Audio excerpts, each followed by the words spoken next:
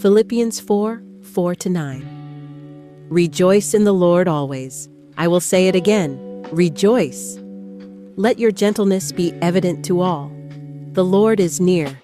Do not be anxious about anything, but in every situation, by prayer and petition, with thanksgiving, present your requests to God. And the peace of God, which transcends all understanding, will guard your hearts and your minds in Christ Jesus. Finally, brothers and sisters, whatever is true, whatever is noble, whatever is right, whatever is pure, whatever is lovely, whatever is admirable, if anything is excellent or praiseworthy, think about such things. Whatever you have learned or received or heard from me or seen in me, put it into practice. And the God of peace will be with you. I was looking at this verse first because of verses 6-7. This is a very popular verse that I have seen many people reference because so many of us struggle with anxiety. I particularly like this verse, especially because of the part about the peace of God, the kind of peace that transcends all understanding, because that is something that I have been blessed to experience, and it is also something I desire to continue to cultivate in my life. Several things have happened recently in my life that normally would have crippled me in my faith if this were just a few years ago, but I found it easier to find peace, which is something I know could only be from God, because I know that my family and loved ones and myself are favored and taken care of. I wanted to discuss this verse because after reading through Philippians for a couple of times, I noticed how having faith and guarding your heart is truly an active practice and lifestyle. We see it when Paul says that it is through prayer and petition with thanksgiving that allows for the peace of God to enter us and to guard us. We are called to pray and present our requests to God. Yes, He already knows what we need before we ask, but if you think about it, these prayers and petitions to God and speaking to Him help us as well. 1 Peter 5:7. Cast all your anxiety on Him because He cares for you. We also see how action and practice are important in maintaining our faith in guarding our hearts when Paul says that whatever is noble and lovely and praiseworthy and admirable, that we have to set our minds on these things.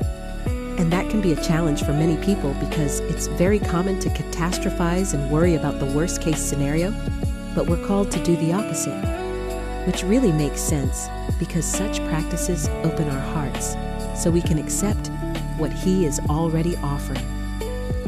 Psalm 62:8. Trust in Him at all times, you people. Pour out your hearts to Him, for God is our refuge. One last thing in Philippians 4 that I'd like to address is verse 5.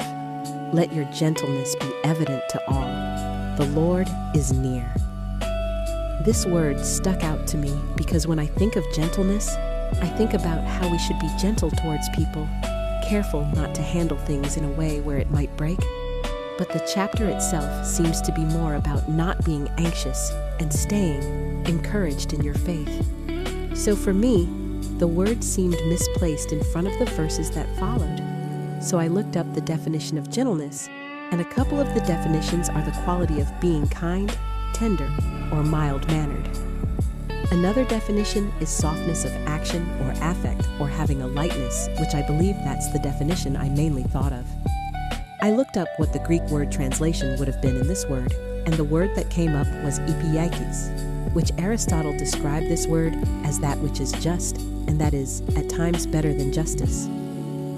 Epieikia, a similar word, is defined as that which corrects the law when the law is deficient because it is too general. I believe this also ties into the grace God has gifted and required us to show to one another, something that surpasses the law. As I reflect on Philippians 4:4-9, I'm reminded that guarding our hearts and minds isn't something that happens passively. It's a deliberate, daily choice to trust God, pray continually, and align our thoughts with what is good, true, and praiseworthy. It's a process that involves surrendering anxiety through prayer, receiving His peace, and walking in gentleness, rooted in grace. Gentleness, or better yet grace, then becomes part of our posture toward others and ourselves. As we respond to life not with panic, but with the quiet confidence that the Lord is near.